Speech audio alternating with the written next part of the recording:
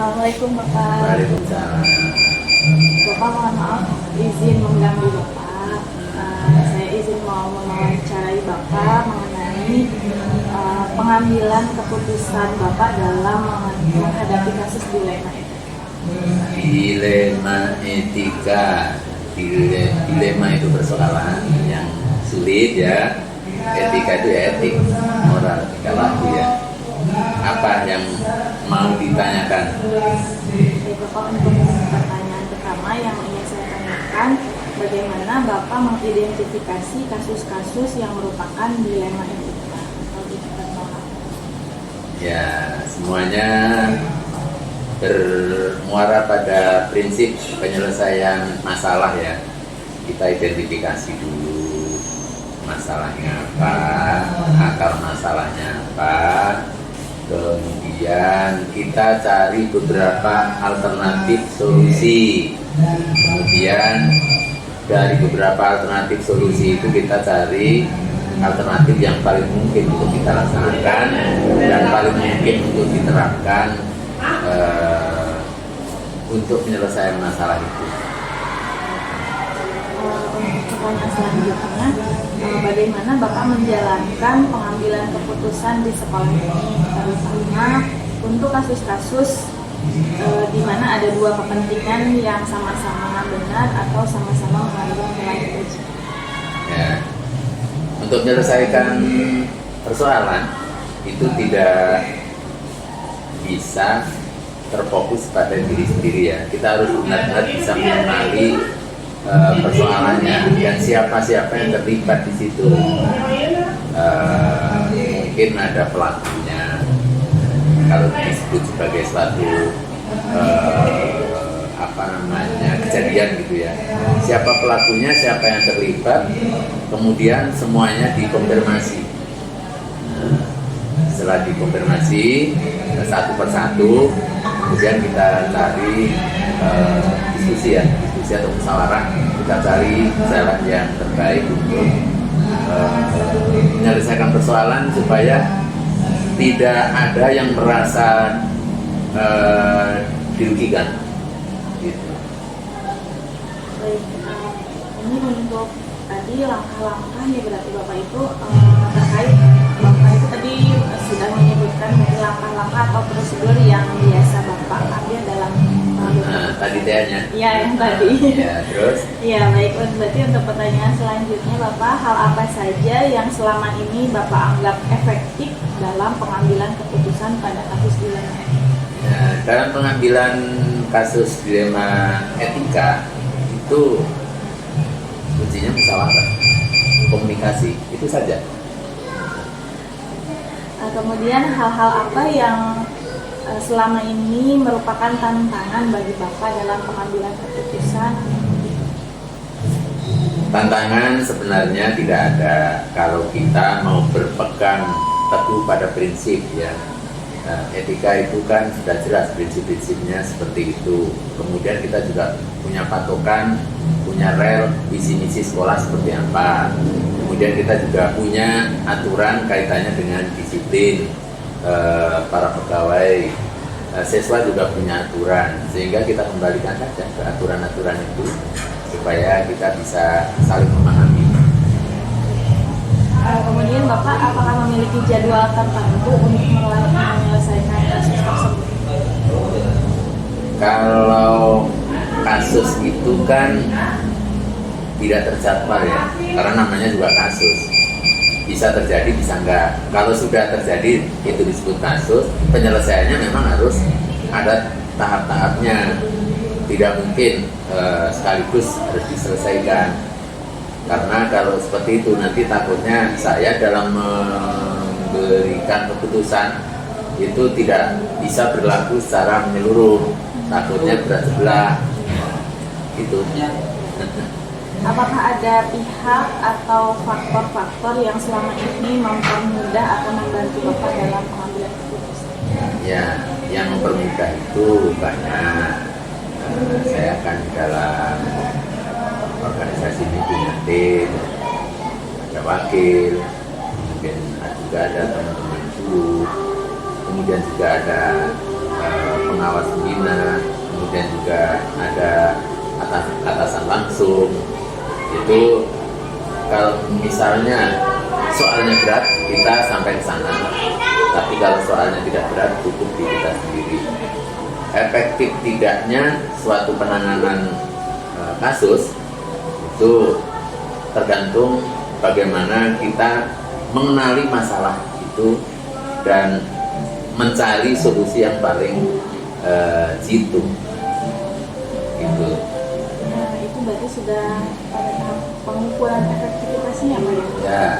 Ya. Kemudian untuk rencana ke depan ketika Bapak menghadapi sebuah kasus yang dilematika, kira-kira apa rencana ke depan Bapak dalam menjalani keputusan yang mengandung unsur dilema? Jadi di organisasi itu setiap keputusan berlaku untuk semuanya ya. SOP harus kita tegakkan, caranya tidak bosan-bosan untuk sosialisasi kepada semua pihak, ke siswa, ke guru, ke tata usaha, ke caraka. Aturannya harus ditegakkan, aturannya harus disosialisasikan, aturannya harus dijelaskan ke para pihak tersebut supaya memahami. Kalau sudah beliau-beliau ini memahami aturannya, maka akan lebih mudah untuk mencari persoalan, menyelesaikan persoalan kaitannya dengan dilema etik. Gitu. Baik Bapak, mungkin itu saja pertanyaan-pertanyaan yang ingin saya tanyakan. Saya juga banyak belajar dari percakapan ini Bapak. Terima kasih atas waktunya. Sama-sama. Sukses selalu ya.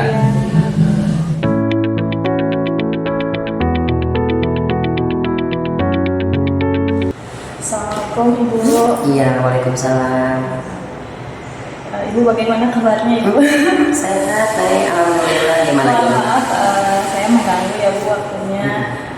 Di sini saya ingin belajar bagaimana cara pengambilan keputusan dari sekolah yang Ibu pimpin,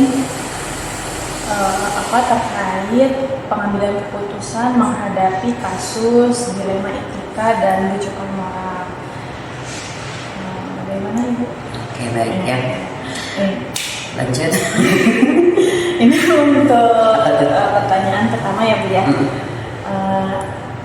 Ini bagaimana cara Ibu mengidentifikasi masalah-masalah yang mengidentifikasi masalah-masalah terkait dilema etika dan cara pengambilan keputusan. Gini ya Neng ya, yang pertama tentunya kalau di sekolah itu semuanya pasti punya aturan ya, punya aturan, punya tata tertib, dan tata tertib tersebut tentunya disepakati oleh seluruh seluruh sivitas sekolah tersebut, terlebih adalah orang tua wali siswa. Artinya ketika kami mengambil keputusan apapun itu keputusannya, kami harus bersumber kepada satu sumber dari itu. Dalam hal ini kalau misalnya dalam mungkin kalau swasta ya kaitannya ada yayasan, kemudian di sana ada ART yayasan, dan yang kemudian yang terjabarkan dalam sebuah tata tertib. Nah, itu yang menjadi sumber atau dasar kami membuat keputusan seperti itu. Adapun ketika memang ada hal dilema terkait dengan etika, kemudian dengan bujukan moral itu tentunya kita komunikasi mungkin ya, yang terlebih komunikasi terutama dengan orang tua, kemudian dengan pihak yang terkait juga.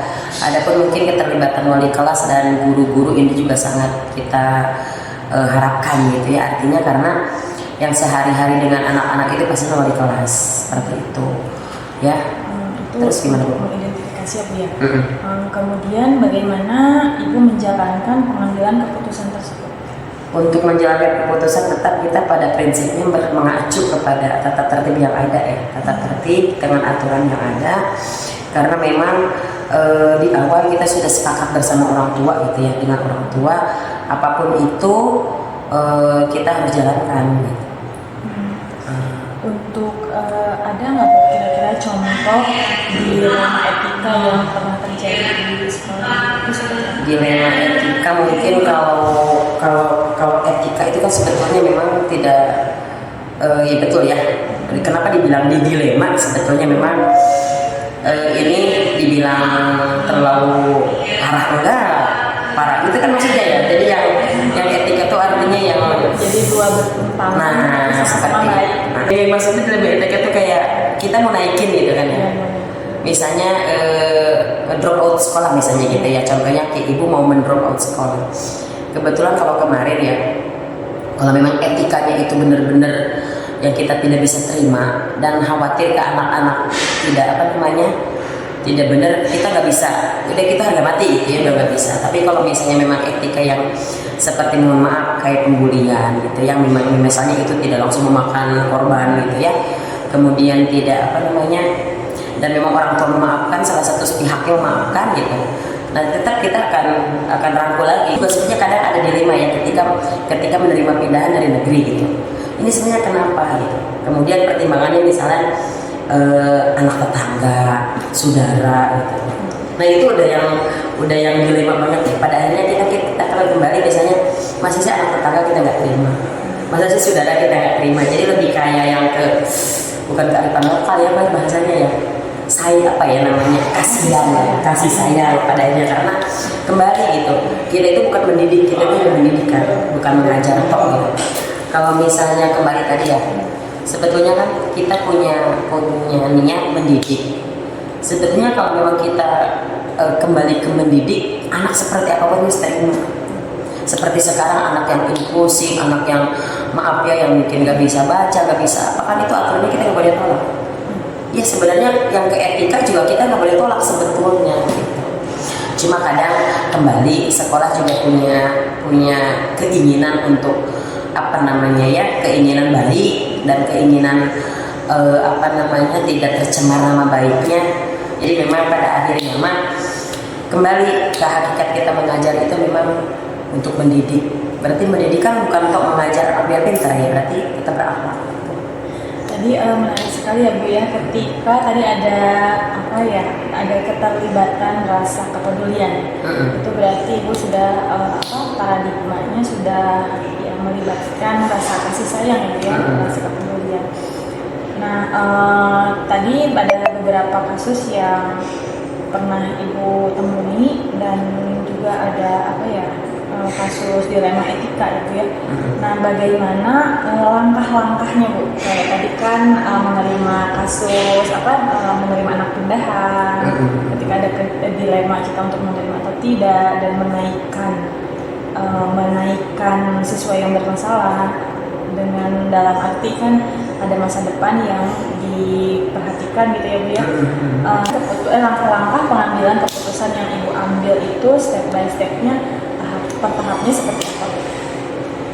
Lebih ke apa ya? Lebih ke menjadi enggak maksudnya apakah ada musyawarah dulu? Maksudnya dalam pengambilan keputusan Ibu itu tentunya kan ada langkah-langkah yang Ibu ambil sebelumnya gitu ya Bu ya, sebelum Ibu memutuskan.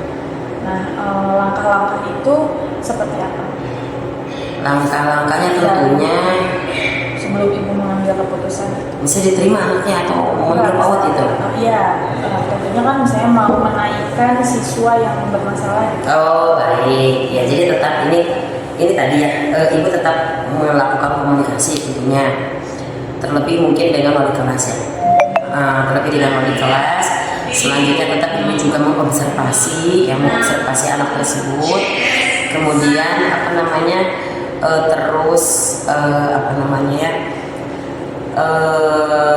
observasi, kemudian apa lagi sih mungkin pastinya komunikasi dengan orang tua, pastinya juga mungkin nanti kita ada komitmen dengan orang tua, perjanjian. Kalaupun misalnya memang anak ini seperti ini, kami bisa dirikan keleluasaan, artinya kita naikkan. Kalaupun tidak ya mohon maaf, ada hal-hal yang memang kita perlu berjalan sampai nanti, maksudnya biar memang kami dengan orang tua, dengan wali kelas itu ada bareng-bareng dengan bersama-sama untuk mendidik mereka, mendidik anak-anak yang memang pada akhirnya misalnya karunya gitu ya, karunya walaupun memang pastinya dari teman-teman yang lainnya ini yang jadi masalah sebetulnya. Nah paling nanti setelah kita komitmen dengan orang tua, dengan wali kelas, nah ini terakhir mungkin nanti kita akan memfasilitasi bagaimana anak-anak supaya memang tidak ada cemburu atau apa gitu, karena pastinya usia-usia mereka kok dinaikin, kok ini segala macam. Nah, mungkin kita kasih pengertian yang sifatnya mungkin apa ya, lebih bahasa mereka lah gitu, biar mereka juga bisa menerima. Jadi ada opsi pilihan atau alternatif solusi ya Bu ya, yang di apa ya, yang mungkin ibu juga putuskan kepada wali kelas, misalnya seperti tadi memberikan pandangan yang berbeda kepada siswa yang lain. Betul, iya seperti itu. Jadi ibu, adakah hal-hal yang anggap ibu efektif dalam pengambilan keputusan? Efektif tentunya semuanya enak pastinya ya. Kalau menurut ibu tetap kita pada koridor ya, sekolah ini mau seperti apa gitu ya, kemudian sekolah ini punya aturan seperti apa gitu kan. Nah tetap itu adalah dasarnya seperti itu, dan memang yang efektif itu tentunya semua orang bisa nerima, yang semua bisa nerima, kemudian bisa semua orang nyaman. Artinya kami gitu ya sebagai kepala sekolah tetap akan meminta pertimbangan orang-orang yang memang akan terlibat di dalamnya seperti itu. Adakah tantangan dalam setiap pengambilan keputusan yang menyangkut dilema itu? Tentu saja. Seperti apa tantangannya? Tantangannya tadi pertama mungkin dari anak-anak ya. Anak-anak itu punya orang tua. Tentunya yaitu pada akhirnya ketika anak-anak komentar, ketika anak-anak berbicara pasti nyampe ke orang tua, dan akhirnya orang tua mungkin sedikit banyaknya mereka akan muncul rasa ini ya, ketidakpercayaan. Artinya gini, wah di Abi mudah ya sekarang ya, oh di Abi longgar ya sekarang, seperti itu. Jadi ketidakpercayaan dalam arti ketidakpercayaan kualitas kami seperti itu, atau mungkin karena kan namanya kita ngambil keputusan memang berat ya, tapi memang tadi terkait dengan dilema ya, kita juga harus ini harus itu dengan kasih sayang dengan segala macam gitu ya, karena memang tadi kembali mungkin itu akan menjadi apa ya, PR dan akan menjadi tetap harus disampaikan gitu ketika memang kami harus berdilema gitu ya dalam hal itu aja sih tantangannya. Kayak jadwal tertentu, misalkan ibu dalam mengambil suatu keputusan atau tempat tertentu gitu. Oh enggak. Oke. So kebuat dulu. Adakah pihak atau faktor-faktor yang membantu ibu dalam pengambilan keputusan? Apa faktor-faktor? Yang misalnya pihak tertentu atau faktor-faktor yang membantu. Tentunya yayasan ya. Yayasan salah satu tempat sharing kami dan tempat sharing dan tempat mengadu ya tentunya, karena memang kami mungkin sekolah swasta pada akhirnya endingnya ke yayasan karena owner gitu ya, mereka yang pada akhirnya akan jelek akan bagusnya pastinya yayasan, walaupun mungkin nama sekolah juga akan ke bawah seperti itu. Kemudian kalau faktor tentunya banyak hal ya, tergantung. Kalau mungkin masalah keuangan pasti faktornya apalagi urusannya dengan orang tua pasti keadaan orang tua gitu kan, kemudian ekonomi mereka, kemudian yang lain-lainnya. Kalau misalnya yang tadi tentang etika tentunya karena gini ya dulu kan, motivasi siswa juga akan menjadi faktor kayak misalnya gini, anak kok terlambat gitu, sebenarnya anak itu teh di mana sih tinggalnya gitu, kemudian sebenarnya kemudian anak itu jarang sekolah, gini maksud ibu teh. Kalau terlambat mah masalah konflik ya, maksudnya gini, anak-anak itu tidak semangat belajar, tidak belajar, mungkin faktor lain karena kok dia rajin gitu, terus kemudian dia rumahnya di mana gitu, wah aku berangkat lagi masih bagus gitu. Jadi kayak misalnya anak udah mau aja, udah keren deh gitu, udah mau sekolah gitu, kemudian macam mungkin kita faktor lainnya tetap lingkungan keluarga, karena kan nggak semua anak juga terlahir dalam keluarga yang utuh ya, dalam keluarga yang utuh, kemudian anak juga tidak terlahir dalam keluarga yang mereka ngomongnya baik gitu kan ya. Mungkin ada juga yang mungkin rumahnya saling berjauhan sehingga ketika ngomong harus teriak-teriak gitu kan. Mungkin juga ada anak yang tinggalnya di dekat terminal ya, sehingga anak-anak itu mungkin ngomongnya teh yang harus teriak mah gimana, akhirnya kebawa ke sekolah, itu juga menjadi faktor. Jadi tetap budaya di rumah, lingkungan di rumah itu juga akan kami pertimbangkan untuk menjadi membuat satu keputusan. Rencana ibu ke depan dalam menjalankan pengambilan keputusan itu seperti apa?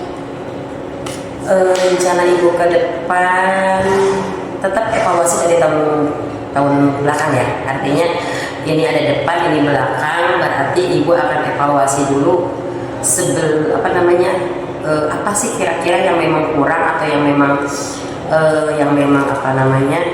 harus dievaluasi. Jadi kalau misalnya ada kekurangan-kekurangan yang memang itu tidak layak atau tidak berkenan, tidak pas, mungkin nanti kita bisa evaluasi seperti itu. Tetap akan melihat dari belakang yang memang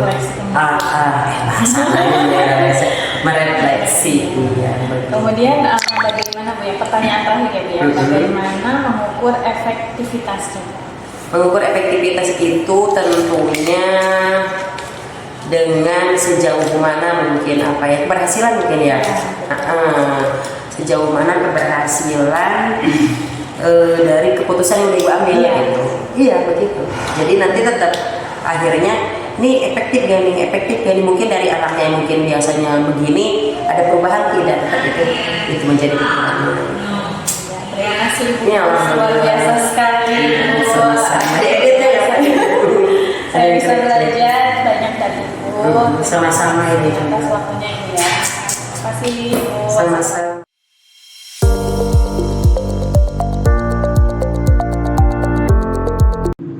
Bagaimana cara saya mengidentifikasi permasalahan yang berkaitan dengan dilema etika dan bujukan moral?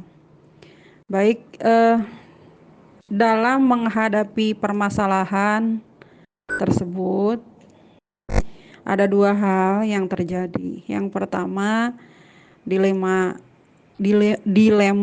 etika, yang kedua bujukan moral. Yang mana dilema etika itu merupakan situasi yang terjadi ketika seseorang harus memilih antara dua pilihan, di mana kedua pilihan itu secara moral benar, tapi juga sangat bertentangan. Yang kedua, bujukan moral merupakan situasi yang terjadi ketika seseorang harus membuat keputusan antara benar atau salah. Ya, jadi cara saya dalam melakukan atau mengidentifikasi kasus-kasus yang terjadi, ya, yang pertama melakukan pengamatan terlebih dahulu. Kasusnya apa yang terjadi. Kemudian yang kedua, mendengar berita atau kabar dari pihak yang terkait. Kemudian saya juga mengecek atau meng-cross-check kebenaran kasus tersebut. Nah, intinya adalah jika memang sesuatu itu salah, maka saya akan melakukan cross-check, kemudian saya tindak lanjut. Namun jika ada hal yang sebetulnya sama-sama benar, maka saya akan musyawarahkan juga. Bagaimana cara menjalankan keputusan yang menyangkut kasus dilema etika? Baik, saya juga akan mencoba menjawab pertanyaan tersebut. Saya sebagai pemimpin di suatu satuan pendidikan, ketika dihadapkan dalam situasi pengambilan keputusan, tentunya ya kita harus mengidentifikasi masalah terlebih dahulu ya. Apakah kasus tersebut berada di bujukan moral atau dilema etika? Nah, kemudian selanjutnya ada beberapa hal yang perlu kita lakukan untuk pengambilan keputusan, yaitu kita memperhatikan 4 paradigma dilema etika. kemudian 3 prinsip dan 9 langkah pengujian keputusannya, ya. Jadi menurut saya jawaban dari pertanyaan kedua ini adalah ya saya akan berdiskusi dengan stakeholder yang ada di sekolah, ya, seperti Bapak Ibu Dewan Guru yang juga mereka bagian dari warga sekolah. Langkah-langkah atau prosedur apa saja dalam pengambilan keputusan untuk menghadapi masalah dilema etika? Yang pertama saya lakukan yaitu mengidentifikasi permasalahan yang ada, kemudian saya mengenali nilai apakah bertentangan dalam situasi ini. Kemudian setelah itu saya menentukan siapa yang terlibat. Dalam hal ini seringkali saya juga melibatkan guru untuk mengumpulkan fakta. Kemudian saya akan melakukan pengujian benar salah atau salah. Kemudian melakukan 3 prinsip resolusi, mencari kemungkinan penyelesaian atau opsi trilema. Selanjutnya saya akan membuat keputusan, kemudian merefleksikannya. Hal-hal apa saja sih yang dianggap efektif dalam pengambilan keputusan pada kasus dilema etika? Oke. Ya, ketika kita berhadapan dengan dilema etika, menurut saya yang cukup efektif itu dalam pengambilan keputusan adalah menggunakan 3 prinsip resolusi, yaitu berpikir berbasis hasil akhir, kemudian berorientasi pada aturan yang benar, dan mengutamakan rasa peduli. Kemudian kita perhatikan juga dampak jangka panjangnya, ya, juga merupakan hal yang efektif, ya. Selain itu juga seringkali saya melakukan diskusi dengan para guru dan pemangku kepentingan di sekolah untuk menyelesaikan kasus-kasus atau permasalahan yang terjadi. Tantangan dalam pengambilan keputusan pada dilema etika. Kalau berbicara tantangan, ya setiap pengambilan keputusan itu pasti ada tantangannya, ya. Nah, dalam konteks ini berkaitan dengan dilema etika, ya permasalahan yang memang agak sulit untuk diputuskan, ya, karena ini menyangkut hal yang sama-sama benar. Itu adalah tantangan, ya, atau tantangannya. Namun saya kembalikan lagi pada nilai-nilai yang saya pegang teguh dan aturan yang berlaku, ya, serta tidak lupa juga kepedulian kita terhadap sesama juga harus saya pertimbangkan. Kalau ditanya jadwal dan tempat, itu tergantung seberapa urgennya, ya, atau mendesaknya, dan seberapa besarnya juga pengaruh terhadap lembaga yang saya pimpin. Ya, jika memang itu memerlukan waktu dan pihak-pihak lain yang terlibat, maka saya harus membuat alokasi waktu khusus, ya. Tapi sebaliknya kalau tidak terlalu istilahnya mendesak, ya bisa kita tidak harus jadwalkan, ya, waktu dan tempatnya. Adakah pihak-pihak atau faktor-faktor yang membantu pengambilan keputusan terkait kasus dilema etika? Sebagai seorang pimpinan atau kepala sekolah di salah satu satuan pendidikan, tentunya saya juga harus mampu membuat keputusan dengan berdasarkan nilai-nilai kebijakan yang saya pahami. Namun saya juga harus melibatkan dewan guru atau pihak-pihak yang terkait dalam masalah ini. Rencana ke depan saya, ya, sebagai seorang pemimpin atau kepala sekolah di lembaga pendidikan atau di satuan pendidikan, jika menghadapi permasalahan atau kasus dilema etika ataupun pujukan moral, maka saya akan melakukan beberapa tahapan dalam pengambilan keputusan sesuai dengan 4 paradigma, 3 prinsip, dan 9 langkah pengambilan dan pengujian keputusan. Dengan lebih lengkapnya termasuk pengujian dan investigasi opsi trilema. Cara mengukur efektivitas pengambilan keputusan yaitu dengan melakukan pengujian benar salah, ya, kemudian melakukan refleksi atas keputusan yang telah dibuat, serta tidak lupa juga meminta saran beserta masukannya dari para pihak yang terkait dalam pengambilan keputusan tersebut. Mungkin itu aja yang bisa saya sampaikan terkait dengan beberapa pertanyaan kasus dilema etika dan bujukan moral. Kurang dan lebihnya mohon maaf. Semoga apa yang saya sampaikan ini juga bisa bermanfaat, khususnya buat saya pribadi, ya. Kemudian buat Bu Resmita juga yang sedang melaksanakan tugas sebagai calon guru penggerak, ya. Semoga sukses selalu, ya. Terima kasih. Wassalamualaikum warahmatullahi wabarakatuh.